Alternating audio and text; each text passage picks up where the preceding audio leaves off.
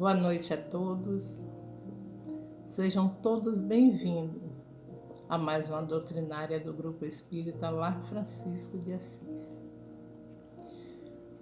Que a paz, que o amor, que a luz, a serenidade reine em todos os corações. Aquietemo-nos, respirando lenta e calmamente, respirando paz, respirando serenidade. Elevemos o nosso pensamento a Deus, entrando em sintonia com a equipe espiritual da nossa casa, pedindo que eles nos assistam, nos envolvam em luz, assim como estão a assistir o palestrante da noite, o nosso irmão Léo Paraná, que virá conversar conosco a respeito do livro Nas Fronteiras da Loucura. Ele fará uma reflexão em torno deste livro de Manuel Filomeno de Miranda, através da mediunidade de Valdo Pereira Franco, com o tema As sutis incursões obsessivas nas tramas da vida pós-moderna.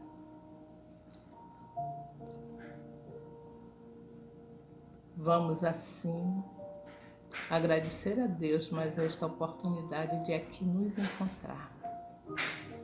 E fica conosco, Senhor, hoje, agora e sempre.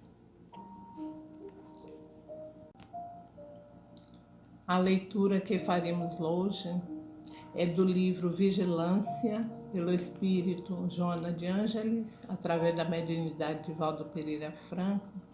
É o capítulo 15, que fala sobre caminhos. E diz o seguinte: o acesso a qualquer lugar enseja variados caminhos, que podem ser percorridos de acordo com as circunstâncias e as possibilidades de cada viandante. O mesmo ocorre na área das metas morais. Há caminhos de margens floridas e atapetados que, não obstante a aparência, levam a alucinações e sombra. Uns caminhos agradáveis desdobram-se convidativos, acolchoados de ilusões, conduzindo a desencantos e amarguras. Caminhos outros apresentam-se breves, fáceis de vencidos, que precipitam em abismos terríveis. Multiplicam-se os caminhos da avareza, gerando loucura, da luxúria, engendrando crimes, do prazer, produzindo fastio posterior, do poder, degenerando em calamidade, da astúcia, empurrando para o descrédito, da frivolidade, propiciando doenças emocionais. Caminhos de diferentes configuração e feitio estão por toda parte. Eu sou o caminho, disse Jesus. Exemplo máximo sobre todos os aspectos em que seja considerado. O seu conceito torna-se um apelo de incontestável significado, convidando-nos a segui-lo. Maneira única de alcançarmos a legítima felicidade, aquela que transcende os limites do imediatismo perturbador e frustrante. E vamos assim, então, ouvir o nosso irmão Léo Paraná, que vem conversar conosco, como eu já houvera dito, sobre o livro Nas Fronteiras da Loucura, cujo tema é As sutis incursões obsessivas nas tramas da vida pós-moderna. Que a paz de nosso Senhor Jesus Cristo permaneça conosco. Muita paz. Ouçamos com atenção. Olá, amigos do Gelfa, sejam muito bem-vindos. Quero mandar um abraço a todos, quero agradecer pela oportunidade de ser útil e estar aqui presente, comemorando junto com você mais um aniversário do Centro Espírita. Quero mandar um abraço a todos que participam, que trabalham já há muitos anos nesse Centro Espírita, e pedir para você que está assistindo aí, se acomode, sente, fique confortável, porque a gente vai tratar de assuntos muito sérios e muito importantes para a vida cotidiana, né, de todos nós. O tema de hoje é as sutis incursões obsessivas na trama da vida cotidiana. Ela tem por base as obras psíquicas de Manuel Filomeno de Miranda, através da mediunidade de Divaldo Franco, que publicou vários livros, mas a gente vai centrar mais aqui nas Fronteiras da Loucura, que é uma publicação já de muitos anos e muito importante na doutrina espírita. A primeira coisa que eu preciso falar para vocês é que obsessão, segundo o que os espíritos superiores disseram a Kardec, através do diálogo com perguntas e respostas e alguns textos, é a interferência de um espírito inferior na vida das pessoas encarnadas. Mas a gente também tem outros tipos, vários, de obsessão. Mas ela nunca pode ser praticada por um espírito superior, porque o superior, ele orienta, aconselha, e quando não é ouvido, ele se afasta. Quando o espírito ele é inferior, e nós precisamos entender, do ponto de vista já básico e inicial, que todos aqueles que já reencarnaram aqui na Terra e que já perderam o corpo físico através da morte biológica do corpo, eles se encontram na condição de espíritos. Então esses espíritos normalmente são aqueles que viveram aqui na Terra, que têm suas paixões, seus pendores, seus limites, suas dificuldades, e estão aqui interferindo de alguma forma na vida cotidiana das pessoas. E os espíritos disseram a Allan Kardec que eles quase que comandam a gente. Os espíritos também disseram que é uma multidão que se acotovela ao nosso redor. E isso lembra muito bem Carnaval. Mas antes de chegar nesse ponto, eu quero que fique claro aqui que essa interferência dessa versão paralela do universo, porque o mundo espiritual ele é pré-existente, sobrevivente ao cataclisma, ao fim dos mundos materiais, e há diversos mundos aí, e ele vibra de tal modo que interfere no mundo material. E esses personagens, esses seres que já viveram, habitaram a Terra e estão aqui circundando ao nosso redor, eles têm uma capacidade de interferir nos nossos pensamentos, nos nossos sentimentos, e eles encontram caminho a partir das nossas fragilidades morais para poder quase que comandar a gente. Existem 3 tipos de obsessão, basicamente falando. A obsessão simples, que é um inconveniente que interfere na nossa vida. A fascinação, que é uma ilusão, basicamente falando. A gente crê em coisas por conta da influência desse espírito que não faz nenhum sentido e que apenas eu acredito.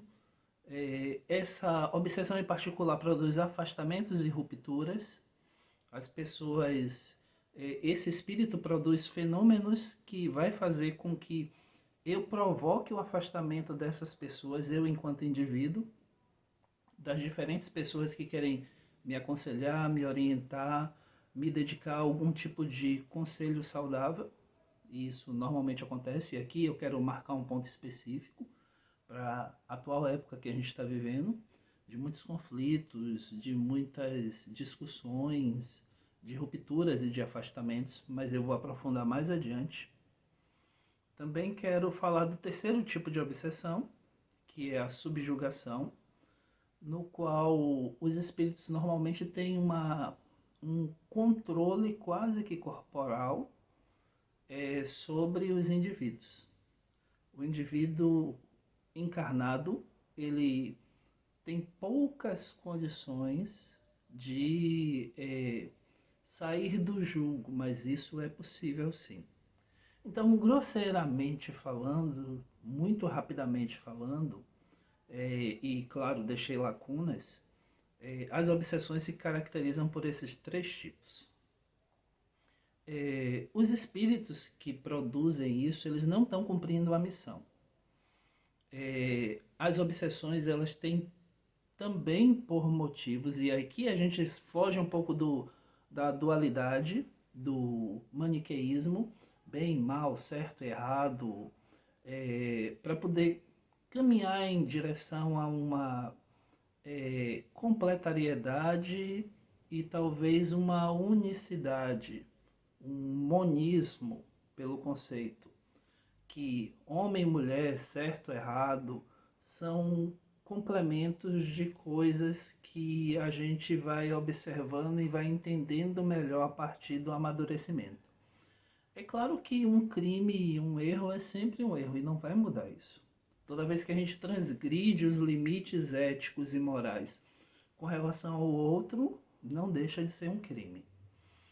Mas coisas que foram consideradas erros, revisadas ao longo da história e do tempo, a gente vai compreendendo melhor o porquê que isso era tido como erro, porquê que pessoas foram afastadas, porque pessoas foram presas, inclusive, porque pessoas foram consideradas loucas em determinadas épocas da sociedade. E isso fala muito mais a respeito de aspectos relacionais, políticos, construção da sociedade, entre outras coisas. Mas para não me aprofundar nas questões antropológicas e sociológicas, eu quero dizer aqui que o fenômeno humano ele é muito complexo. Não existe apenas uma causa para os acontecimentos humanos, mas existem múltiplas causas, que se resume no fato de que nós somos espíritos imortais. Então, o que orbita ao nosso entorno, os acontecimentos, são reflexos de uma necessidade íntima de tentativa de progredir, de evoluir, como também um efeito das nossas atitudes, sejam atitudes desta vida ou sejam atitudes de vidas pregressas. E a doutrina espírita, não inventando a reencarnação, mas confirmando, porque essa é uma ideia muito antiga, de doutrinas muito mais antigas do que toda a história ocidental, por exemplo, muito mais antigas do que os principais livros sagrados do Ocidente, de civilizações bem profundas e bem ricas na história da humanidade. Então a reencarnação ela é um fato, e há muito a que se falar sobre isso. E isso traz como consequências essa repercussão dos nossos atos em vidas passadas.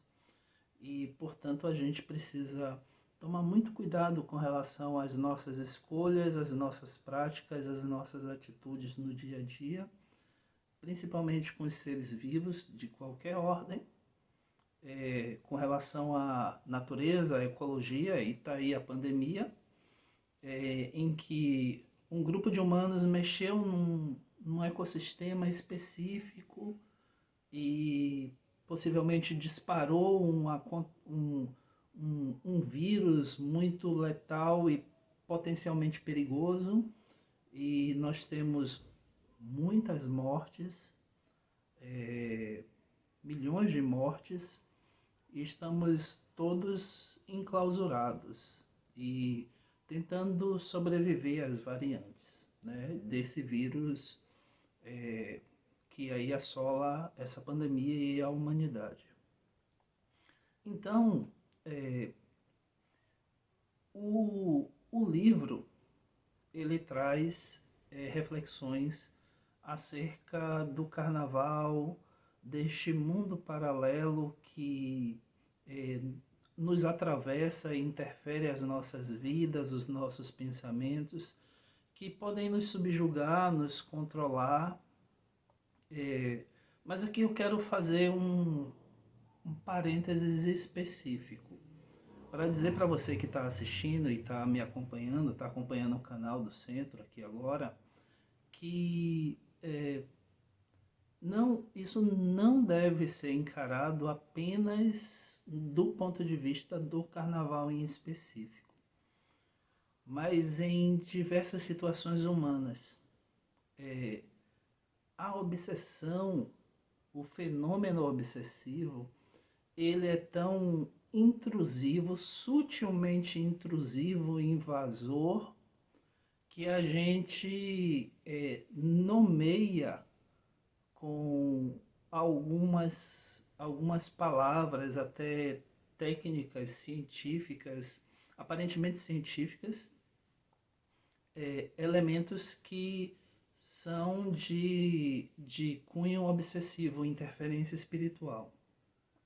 Não quero aqui descaracterizar os estudos e os fenômenos médicos clínicos, psiquiatras ou psicológicos que a gente já vem estudando há muito tempo, e sim, são, mas quero lembrar a todos que isso não é apenas um fenômeno de uma ordem específica, mas a partir de interferências obsessivas, interferências espirituais, a gente pode ter fragilização do organismo físico e conduzir e constituir uma condição clínica psiquiátrica, por exemplo.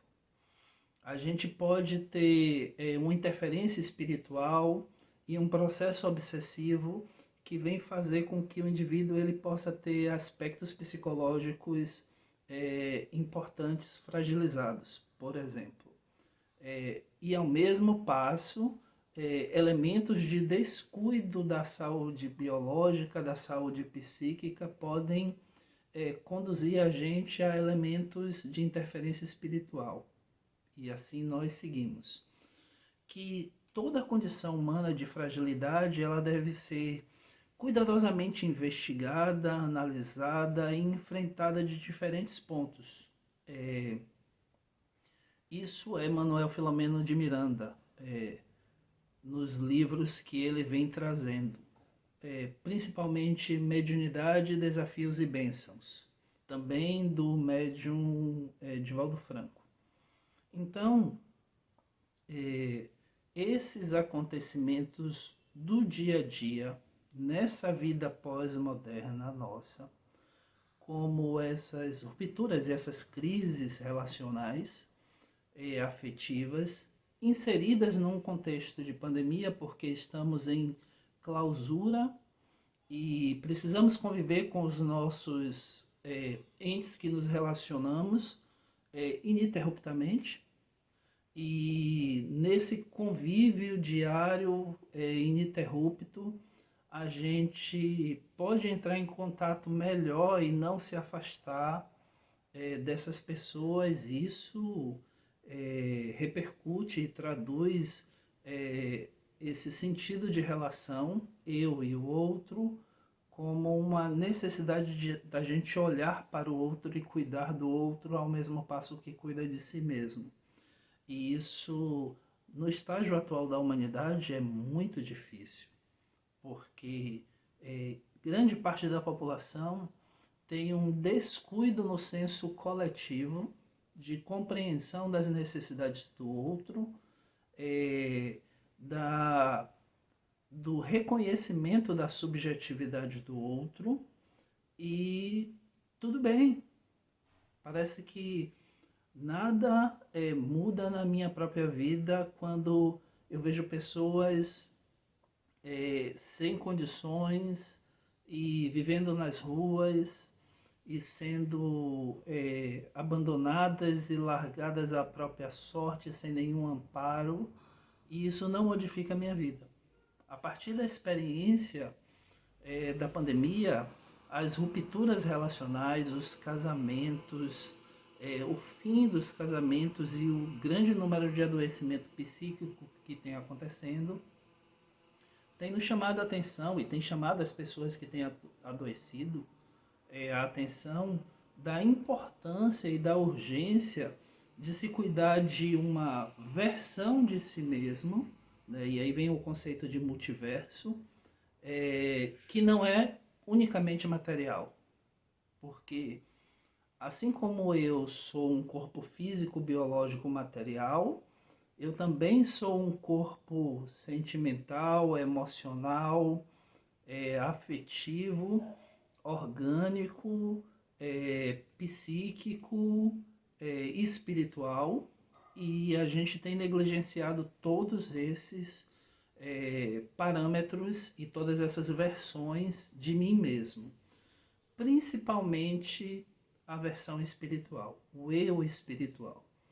E a sociedade, a coletividade, tem produzido diversas ferramentas, diversos artefatos que sinalizam ao mesmo tempo para a gente que, olha, alguma coisa precisa ser observada cuidadosamente nesse aspecto em específico, como ao mesmo tempo camuflam e entorpecem a gente.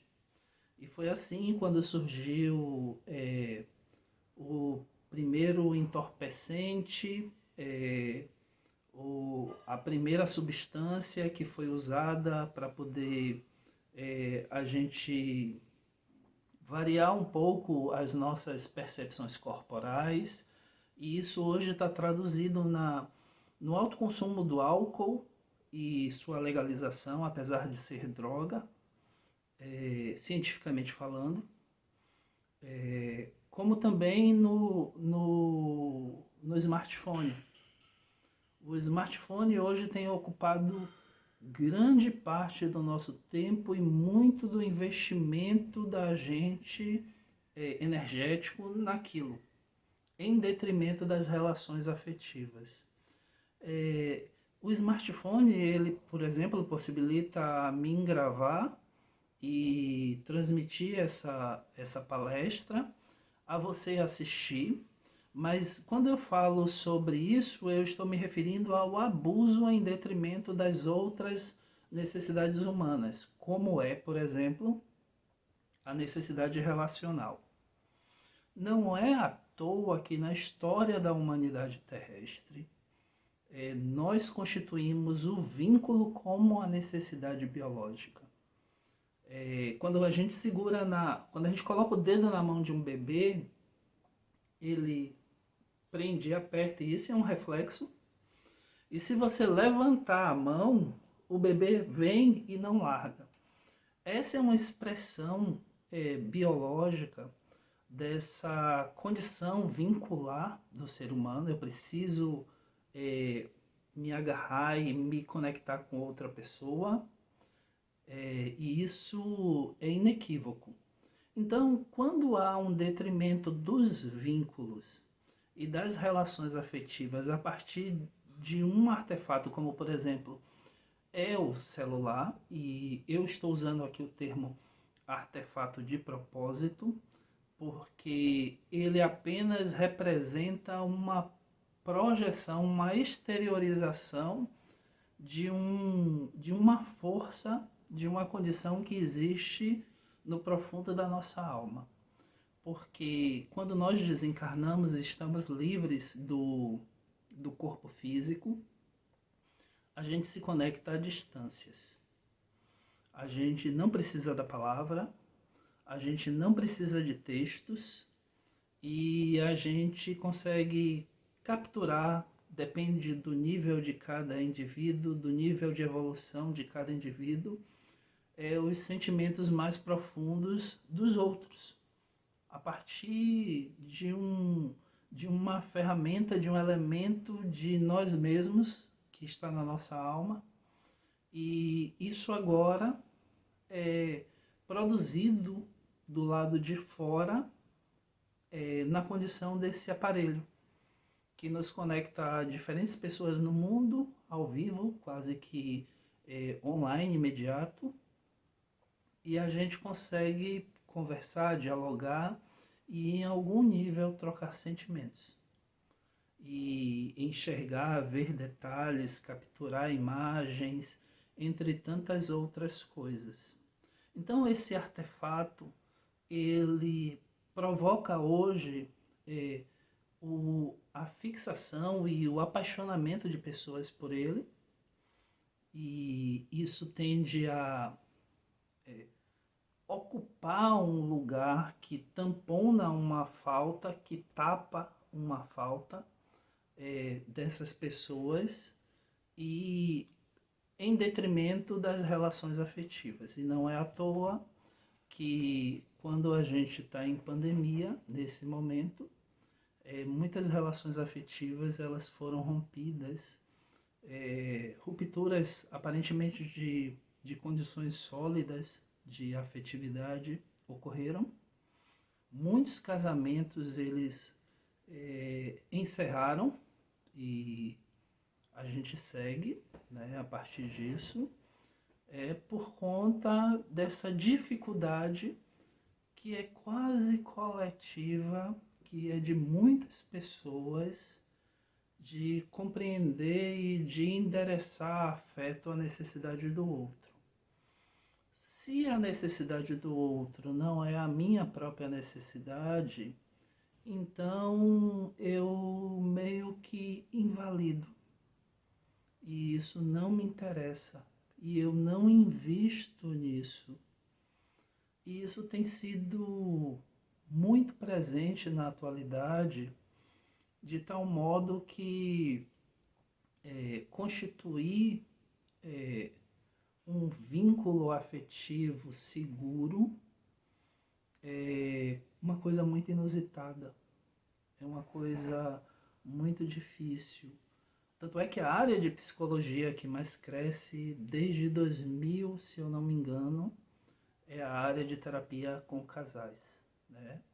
É a área de terapia com famílias. E isso mostra essa dificuldade que a gente tem de, enquanto grupo, enquanto sistema de pessoas, constituir processos relacionais que desenvolvam a todos sem detrimento de nenhum dos seus componentes, sem a fragilização de nenhum desses componentes, que é o oposto do que normalmente acontece. E aqui vai um termo que é chamado de paciente identificado. Normalmente alguém é capturado na relação familiar e adoece psiquicamente, psicologicamente, por conta de um sistema de pessoas, um sistema familiar, que tem suas dificuldades já de muitas gerações. E é preciso escolher alguém para poder, e isso, todo esse processo ele é inconsciente, para poder fragilizar e desviar a atenção para coisas que precisam ser modificadas nos indivíduos que compõem esse sistema de pessoas, essa relação familiar, e coletivamente.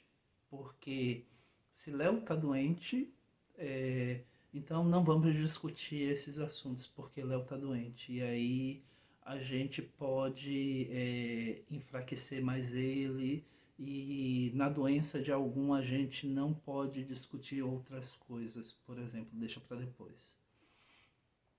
Ao lado de tudo isso que eu venho trazendo para vocês, tem uma questão crucial, que é, em paralelo, de modo simultâneo, já que esses artefatos eles surgem a partir de forças íntimas, esses artefatos eles também são impregnados por essa versão do universo, o mundo espiritual, que interfere decisivamente no modo como nós vamos nos relacionar com esses artefatos. E aqui cabe um cuidado muito importante, que é Mesmo no carnaval,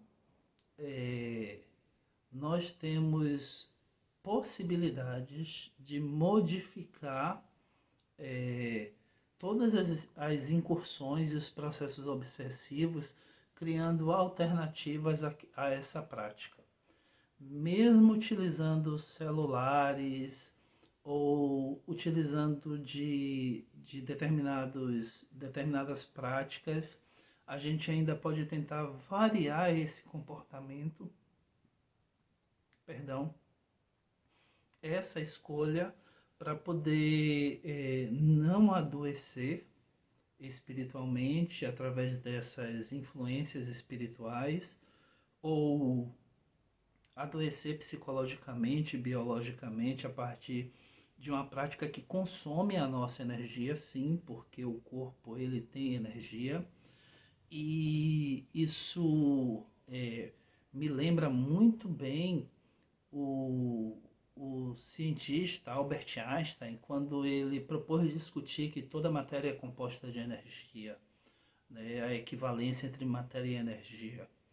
E tudo isso culminou no surgimento e no descobrimento de elementos de física quântica, princípio das incertezas de Heisenberg, uma compreensão mais profunda sobre os fenômenos de entropia nas leis da termodinâmica, porque tudo isso aponta para aspectos que são mais sutis do ponto de vista da matéria e evidenciam de forma inequívoca a existência de um mundo paralelo que é feito de uma energia mais sutil que nos atravessa o tempo todo, que inclusive constitui de forma mais sutil todo o nosso campo de visão.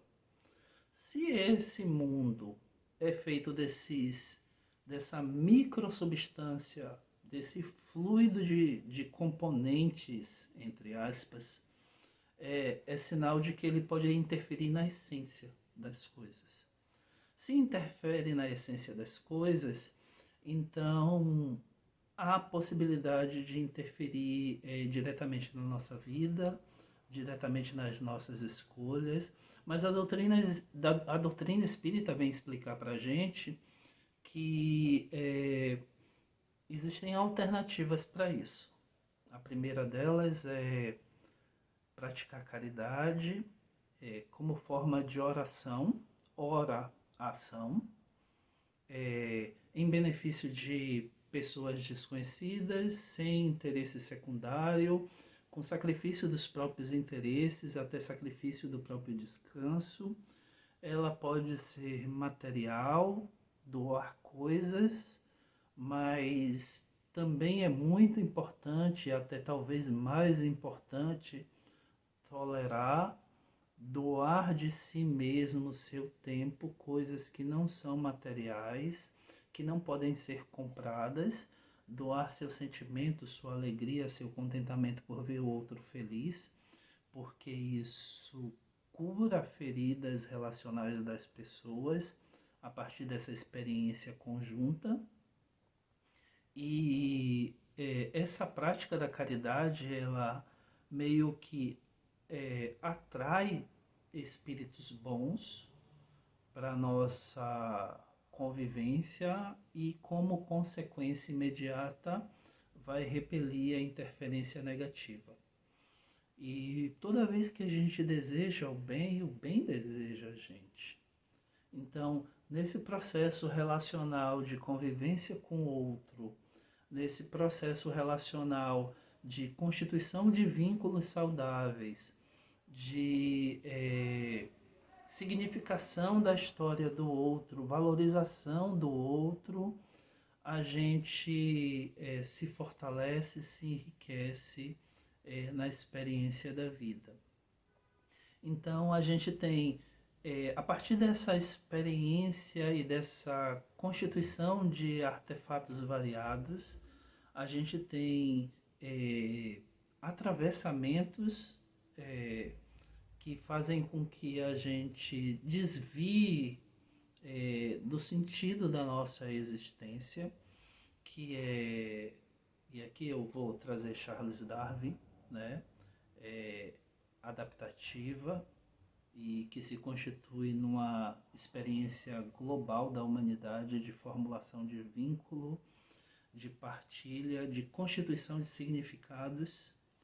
E quando eu ajudo o outro a constituir significado na existência dele, aí sim eu estou na essência da caridade.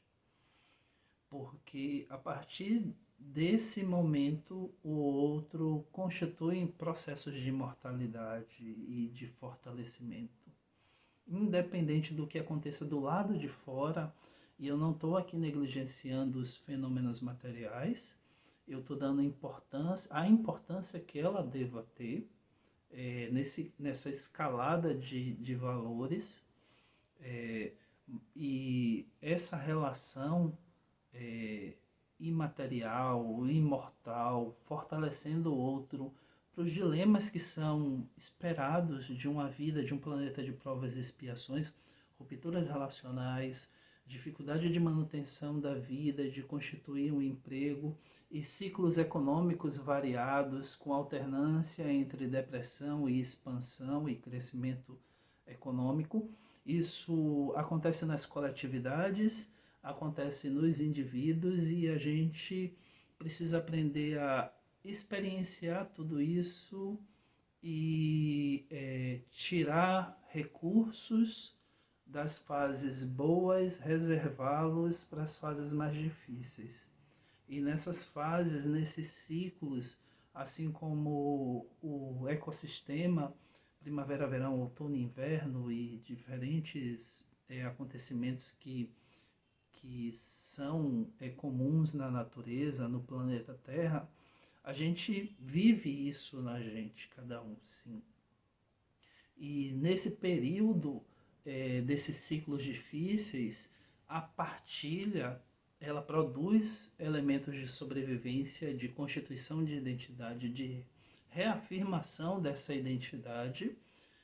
Eu sou o outro sou eu, e vivendo em conjunto a gente se fortalece nessa caminhada, vivendo nessa partilha e nessa ajuda mútua, eu consigo sobreviver às crises, e a experiência do outro me fortalece, porque eu não preciso mais viver daquela experiência e passar pelos mesmos dilemas, porque o outro já viveu e próximo a ele me narra, e nós trocamos sentimentos, e nessa troca de sentimento algo muda aqui dentro no meu profundo e se fortalece, se constitui tecnologia experiencial.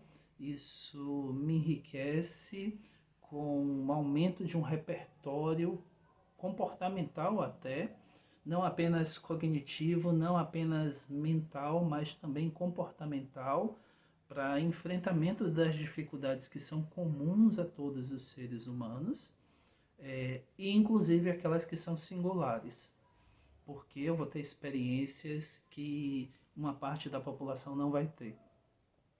Eu vou ter alguns sofrimentos e adoecimentos mentais e dificuldades e dilemas existenciais que só eu vou viver, e às vezes eu vou viver até sozinho esses dilemas, e talvez outra pessoa não me entenda.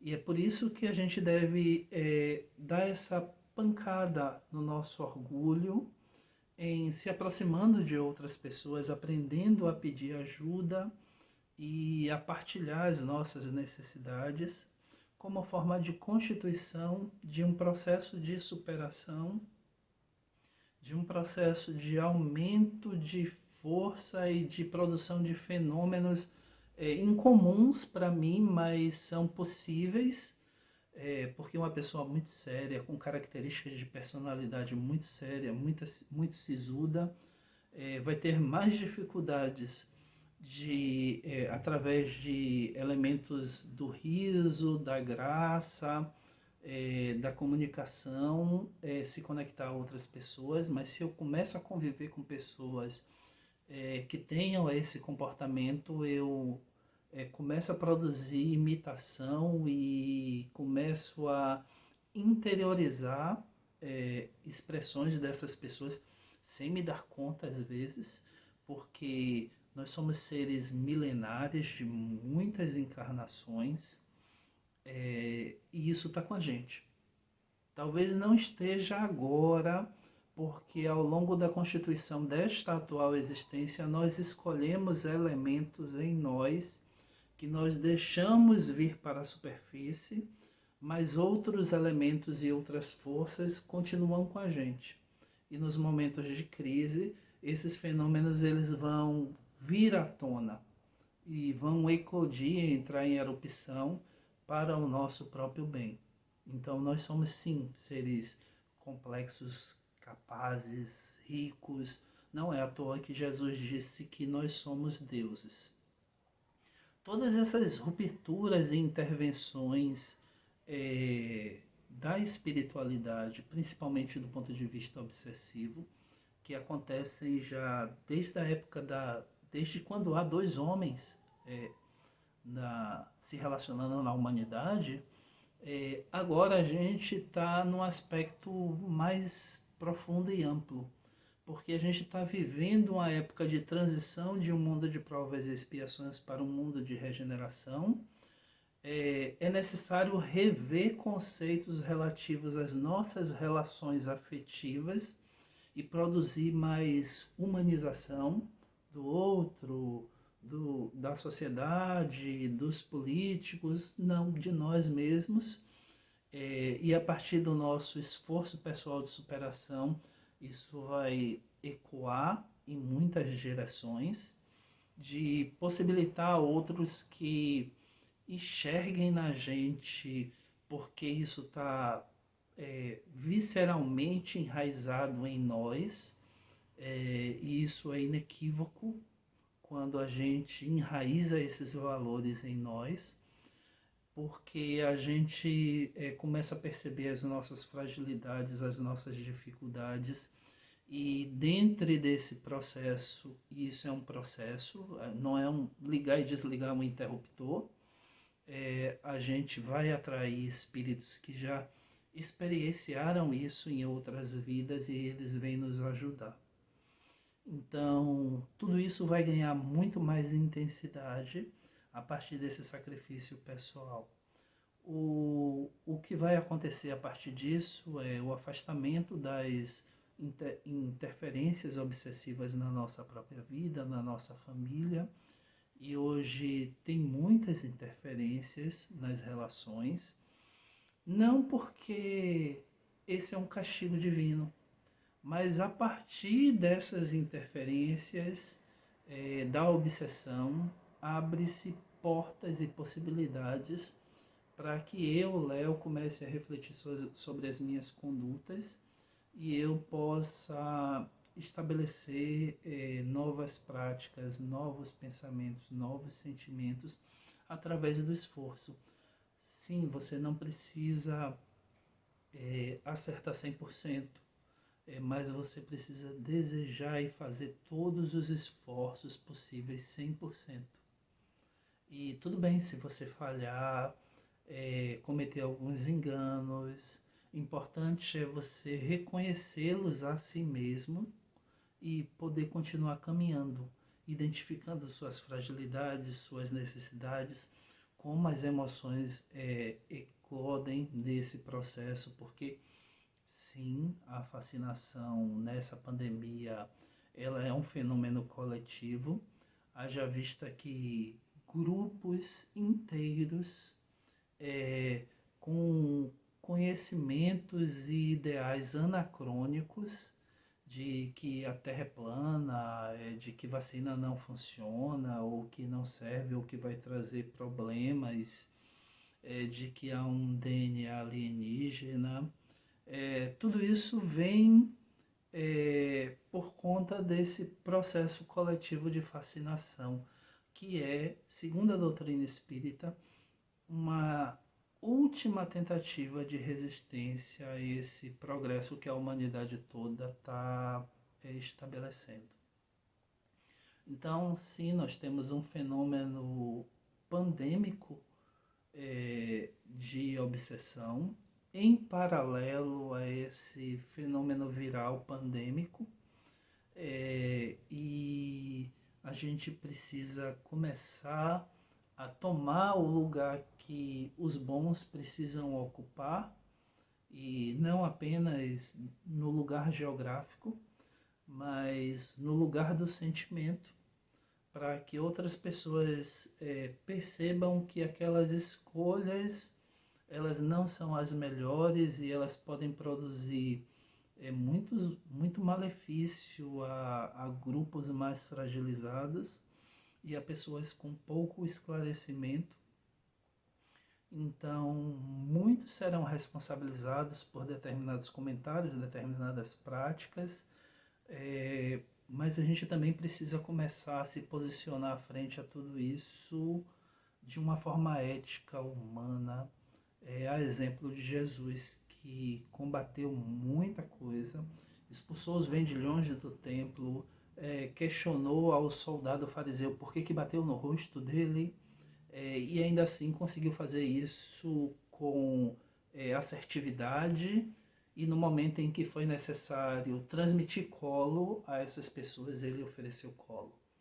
Ele ofereceu consolo, ele ofereceu amor, mas ele também alertou. Então, a exemplo de Jesus, nós precisamos ter esse discernimento que os fenômenos humanos eles precisam ser representados em diferentes épocas da humanidade, e quando são representados em diferentes épocas da humanidade, em culturas diferentes, há um sinal de que sim, isso é verdadeiro, e é preciso observar atentamente isso. E o nosso desafio agora é uma compreensão acerca da experiência coletiva, e precisamos pensar de modo coletivo com relação à vida em múltiplas versões, desde o vírus, passando pelas bactérias, pelos micro-organismos, pelos insetos, pela toda a vida. Ela precisa ser respeitada, sincronizada e ter seu espaço cuidadosamente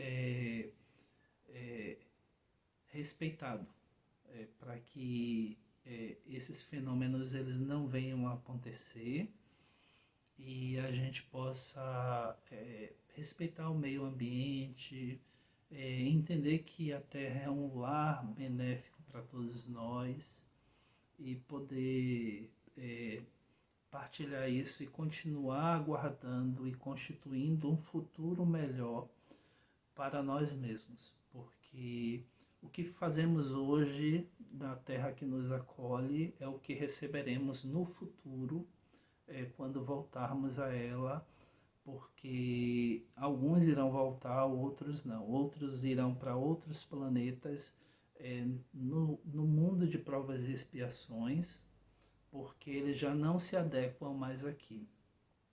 E toda essa constituição de fenômenos obsessivos, pandêmicos, esse fenômeno ele tem a ver com esse processo de transição. Espíritos ainda muito atrasados, com ideias desconcertantes que chocam a realidade, como essa, por exemplo, de que a Terra é plana. Tudo isso são possibilidades para que a gente comece a dialogar e explicar e compreender, não apenas do ponto de vista da narrativa, mas também e principalmente do ponto de vista do afeto, do sentimento. Reconhecer que os indivíduos eles têm fragilidades e poder trabalhar afetivamente nisso, porque essas rupturas relacionais elas são o fenômeno da incursão, da fascinação. Assim como Allan Kardec descreveu no Livro dos Espíritos que o médium fascinado ele tende a afastar as pessoas que vão orientar, que vão sugerir, que podem dar ideias libertadoras a elas.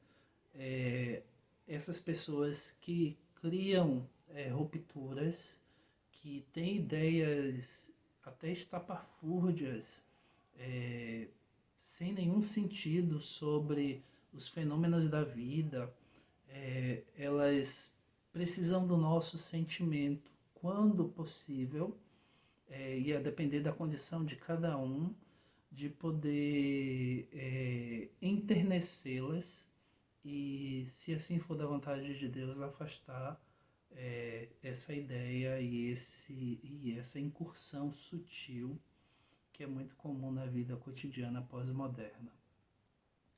Então, em resumo, e já começando a finalizar, nós precisamos criar estratégias enquanto coletividade, enquanto pessoas interessadas no bem coletivo, para que o número maior possível de indivíduos não se perca, para que o maior número possível de indivíduos eles não sejam abandonados, eles tenham a condição mínima possível para poder enfrentar os dilemas da vida e poder seguir de forma equilibrada, com oscilações, porque faz parte da vida, se desenvolvendo, aprendendo e evoluindo. A partir desta experiência, a gente vai começar a consolidar o mundo de prova de regeneração no planeta Terra, porque todos irão reconhecer inevitavelmente que esse planeta é um lugar possível de crescer, onde o mal já não mais vai ser predomínio, ele ainda vai existir, mas não vai ser o predomínio do mal, e oportunidades claras de desenvolvimento ininterruptas, possíveis, incríveis até, vão se constituir nesse planeta a partir dessa produção de outro fenômeno, não apenas o fenômeno material de ter pão, de ter comida, que é igualmente importante, que é essencial, que é o básico, mas também de elementos afetivos, relacionais, de segurança afetiva, de possibilidade de transbordamento da subjetividade, então, de compreensão dos dilemas sexuais, e castrar e proibir e conter a todo custo já não resolve mais. A gente precisa encontrar um espaço para que as pessoas possam se sentir seguras, e os fenômenos de misoginia, os crimes de misoginia, eles precisam encerrar e serem combatidos a partir dessa produção, não apenas de esclarecimento cognitivo, mas de segurança afetiva, de segurança relacional. Porque quando a gente constitui amor no sentido mais profundo de caridade, o outro se expressa sobre suas dores, sobre suas dificuldades, e muito dificilmente ele vai ter reações abruptas, de forma impulsiva, que possam machucar e violentar o outro. E tudo bem se eu sentir raiva, se eu fiquei muito angustiado, porque eu sempre terei alguém para poder partilhar isso, no lugar em que eu não vou ser julgado, porque eu sinto aqui, não apenas aqui no meu cérebro, mas eu sinto aqui na minha alma, de que o outro, essa pessoa em particular, ela me compreende a minha subjetividade de uma forma intensa, e que eu posso falar sem limites para o que eu esteja sentindo, e eu posso expressar meus sentimentos, porque eu não serei julgado, serei acolhido. É o que tem faltado na nossa sociedade colo. A gente tem falado muito sobre o que fazer, o que ser correto, e é importante em alguns momentos, desde que isso não seja uma cobrança dura e ferraz, intensa, mordaz sobre o outro, mas para uma compreensão de que aquele indivíduo dentro da própria história, ele constituiu trilhas que talvez não sejam as melhores. E talvez retornar com ele e a ele para essas trilhas, possa ajudar a encontrar caminhos diferentes nessa experiência que é a experiência reencarnatória de produzir amor, sentido à vida, de estabelecer pactos com o divino, de enlaces com o divino, para que o divino possa se aproximar de mim ainda nessa existência e que eu possa transbordar intensamente e ser feliz no aqui e agora. Então, a experiência da psiquiatria e da psicologia tem revelado que esses adoecimentos que têm surgido ao longo da história recente da humanidade, eles podem ser, entre tantas outras coisas, explicadas como amadurecimento do nosso aparelho biológico, da nossa roupa de astronauta, esse corpo físico, porque agora ele não contém, ele não detém tantas emoções e tantas rupturas, ele deixa-as fluir, para que em fluindo, em transbordando essas necessidades, que muitos são diagnosticadas, e nada contra os diagnósticos, o problema é apenas o aprisionamento do indivíduo nesses diagnósticos. Você sim pode ter um transtorno, pode ter distimia, mas você não é apenas isso.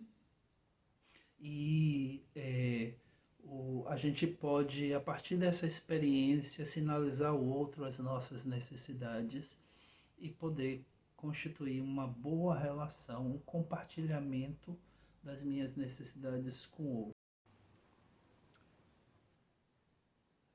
Então, o carnaval ou qualquer outro fenômeno de produção intersubjetiva que eu e o outro e várias pessoas estejam em conjunto, não podem ser vividos como um ritual de expurgo, como naquele filme Uma Noite de Crime, em que durante uma noite, uma vez por ano, a sociedade norte-americana, isso é o contexto do filme, libera que os indivíduos cometam qualquer tipo de crime para poder... E tudo isso é possível, né? Não há nenhum dano do ponto de vista com relação ao criminoso para a lei. Não há nenhuma punição a isso. E o que acontece nesses fenômenos intersubjetivos, coletivos, é que não há um crime, apesar de acontecerem vários crimes, mas há também uma outra espécie de crime, que é um crime com relação a mim mesmo, a minha própria afetividade. Eu me sinto tão cheio de necessidades mundanas e pontuais que eu esqueço do meu eu imortal e espiritual e me desconecto desse processo, me libertando de princípios éticos humanos e sigo como se tivesse perdido um pouco o controle e estivesse vivendo um período, no caso do carnaval são 7 dias, mas não é apenas sobre carnaval, é também sobre muitos outros eventos coletivos, como por exemplo o acesso a determinadas mídias sociais e a utilização dessas mídias, assim como a incursão do processo tecnológico, o mau uso que é feito do processo tecnológico do ponto de vista coletivo na nossa sociedade atual. Então, esse processo ele precisa ser revisto. E aí eu quero indicar para todos vocês aqui é, alguns filmes que podem ajudar vocês a compreenderem melhor. E segue como sugestão esses filmes, por exemplo, O Alienista, que é uma série, é, No Limite do Amanhã, o filme com Tom Cruise. Outro filme também é Pré-Cops, que também é com Tom Cruise. Tem também um filme chamado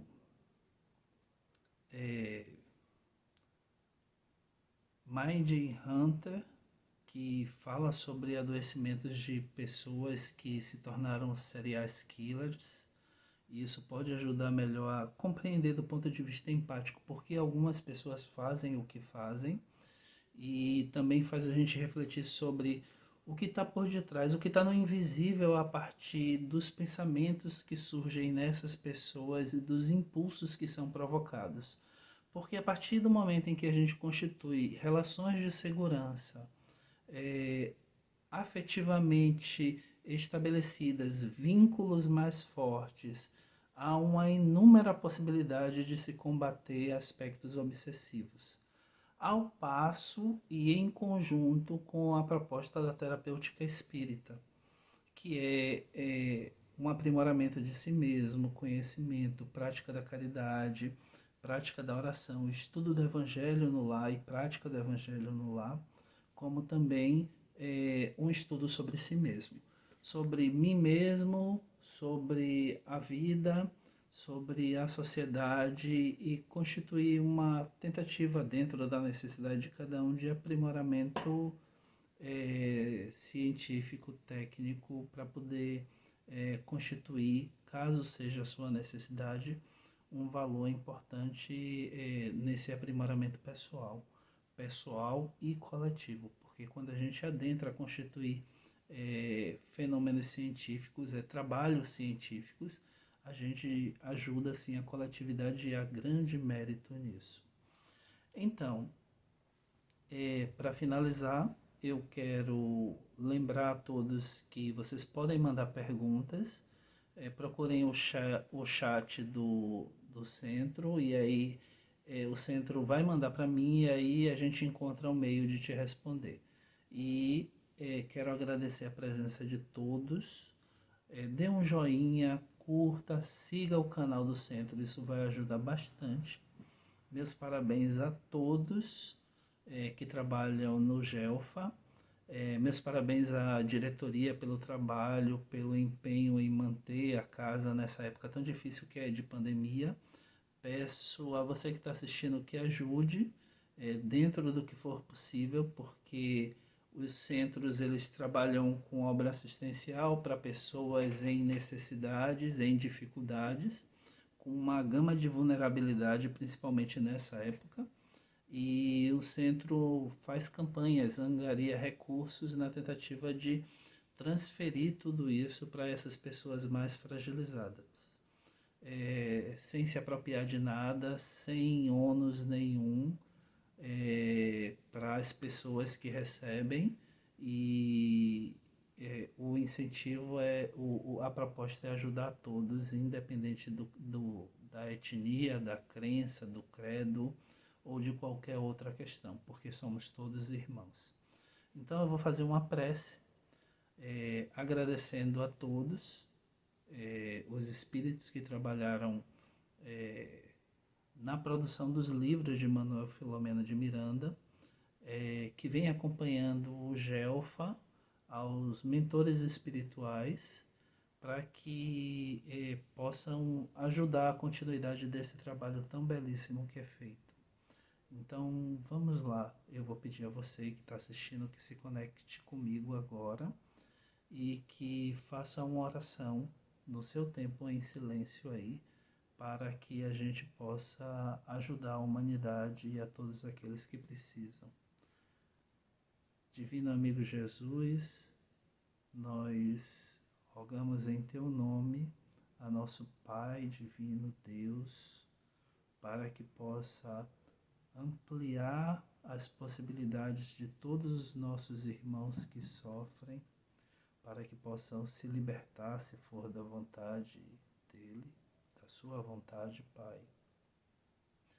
Para acolher todas as mães desesperadas que perderam os filhos, para abençoar todos os nascimentos, todos os reencarnes neste momento, para que esses reencarnantes possam produzir valor e sentido a todos que vivem nesse planeta, possam ajudar no aprimoramento. Abençoa todos os criminosos, malfeitores, assassinos, traficantes.